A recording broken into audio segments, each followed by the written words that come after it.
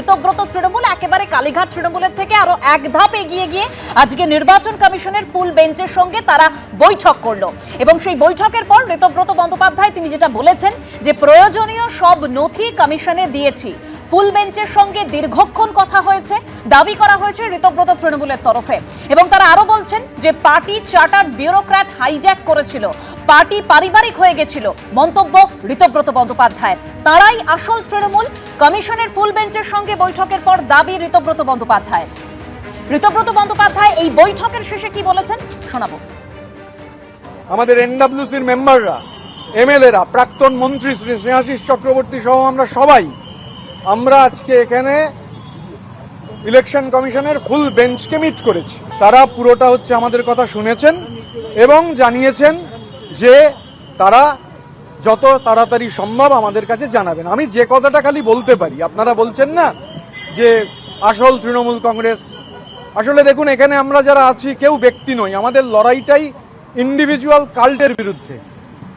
তৃণমূল স্তরের একটা পার্টি যেভাবে একজন চার্টার্ড ব্যুরোক্র্যাটের দ্বারা হাইজ্যাক হয়ে গেছিল, যে পার্টি হচ্ছে একটা পারিবারিক সম্পত্তিতে পরিণত হয়েছিল, একটা প্রাইভেট লিমিটেড কোম্পানিতে পরিণত হয়েছিল, আমরা যারা এখানে মিলিত হয়েছি তারা সবাই সেই ইন্ডিভিজুয়াল কাল্টের বিরুদ্ধে লড়াই করছি, কালেকটিভের লড়াই। তারা তো আপনাদের জন্য শব্দ ব্যবহার করছে, জনগণ বলছে, এখনো বলছে, মানে মিডিয়ায় বলছে, রাস্তায় দাঁড়িয়ে বলছে না। তবে শুধু এটুকু বলি যে গদ্দার বলছে, গোটা রাজ্যের কোথাও কেউ আমাদের চোর চোর চোর চোর বলছে না। দলের হ্রাস আগেই মমতা বন্দ্যোপাধ্যায়ের হাত থেকে বেরিয়ে গেছে, পরিষদীয় দল ভেঙে খান খান হয়ে গেছে, 20 জন সাংসদ তারা এনসিপিআইতে যোগদান করেছেন। আর এবার কি দলের যে প্রতীক আর তহবিল সেটাও মমতা বন্দ্যোপাধ্যায়ের হাত থেকে বেরিয়ে যাওয়ার পালা। আর এই যে আইনি লড়াই, আমি একটু প্রদীপ্তর কাছে যাব। প্রদীপ্ত, যেটা ঋতব্রত বন্দ্যোপাধ্যায় বলছেন যে আইন মেনে সমস্ত নথি তারা নির্বাচন কমিশনে জমা দিয়েছেন, তাহলে তোমাদের আইনি লড়াই সামনে তো আরো কঠিন হয়ে গেল। তোমার এই চ্যানেলে ঢোকার আগে শওকতের একটা ভিডিও দেখছিলাম এবং সেখানে পিছনে পিছনে গান আসছিল, মাছ চোর মাছ চোর।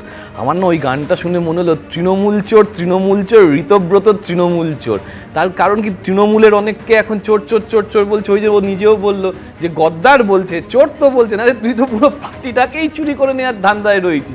এবার মুশকিল যেটা রয়েছে যে আমার হঠাৎ করে মনে হলো শিয়ালদা স্টেশনটা বোধহয় রাশিয়ায় চলে গেছে। কেন শিয়ালদা স্টেশন রাশিয়ায় যাবে কেন?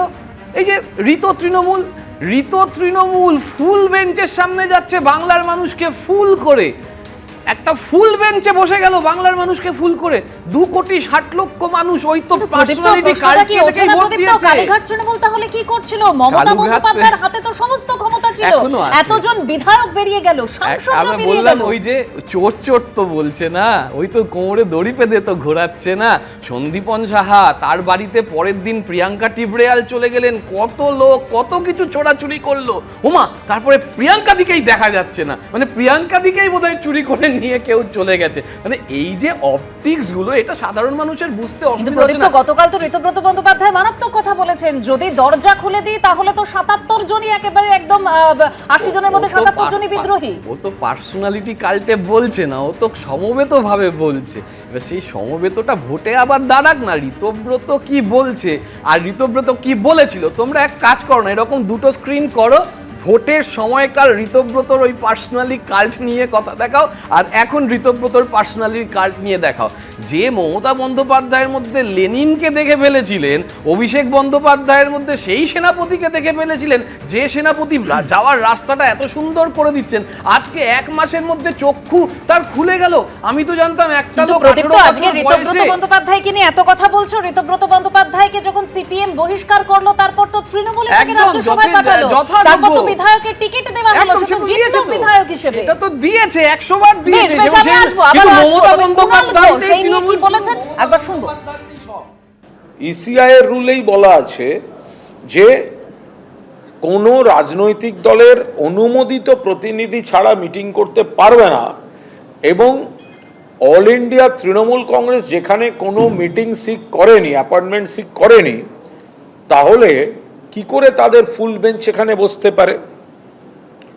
আমাদের দলের, তৃণমূল কংগ্রেসের বা যে কোনো রাজনৈতিক দলের কারা অনুমোদিত প্রতিনিধি হবেন, এটা ঠিক করার দায়িত্ব সেই দলের। আমাদের দলের তরফে কারা যাবে, অনুমোদিত কারা, সেটা তো আমরা ঠিক করব, সেখানে জ্ঞানেশ কুমার কি করবে?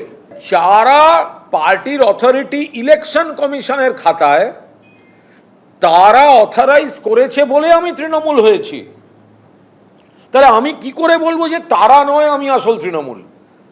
এটা পৃথিবীতে হওয়া সম্ভব? হচ্ছে, কারণ বিজেপির মদতপুষ্ট জ্ঞানেশ কুমার তিনি অশুভ শক্তির প্রতিনিধি হিসাবে তৃণমূলকে ডিস্টার্ব করার চেষ্টা করছেন। স্বপনদা, কুণাল ঘোষের বক্তব্য শুনলেন, বলছেন যে পুরোটাই বিজেপির মদত রয়েছে।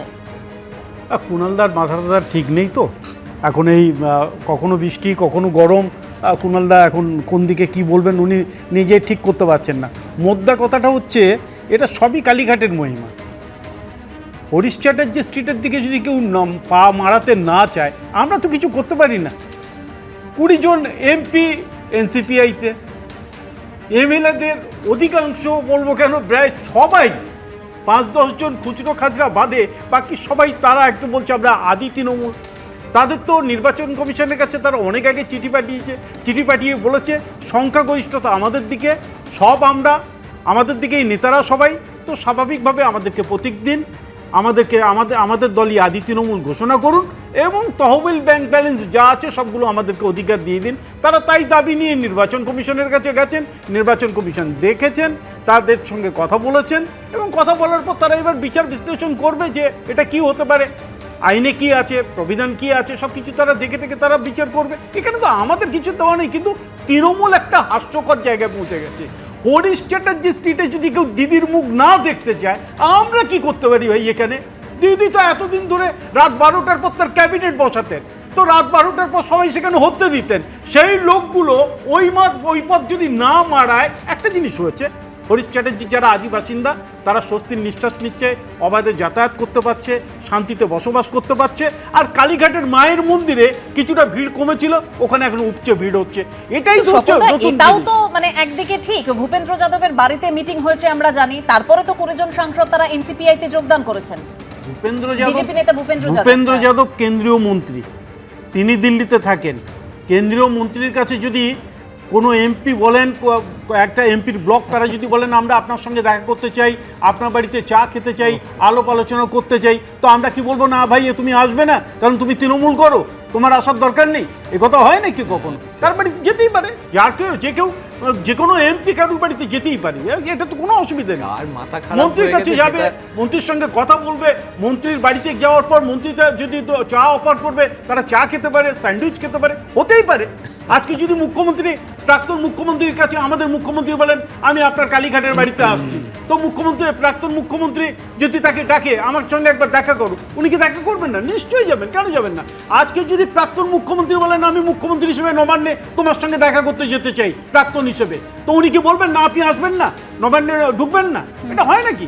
এটা আমাদের তো কৃষ্টি, আমাদের একটা কালচার, সংস্কৃতি। এখানে অর্থাৎ পরিস্থিতি যে জায়গায় কে আসল তৃণমূল এবং তৃণমূলের প্রতীক এবং তহবিল কার কাছে থাকবে, এই নিয়ে যে লড়াই কালীঘাট তৃণমূল এবং ঋতব্রত তৃণমূলে, তা একেবারে চরমে পৌঁছেছে। এবিপি আনন্দ, এগিয়ে থাকে, এগিয়ে রাখে।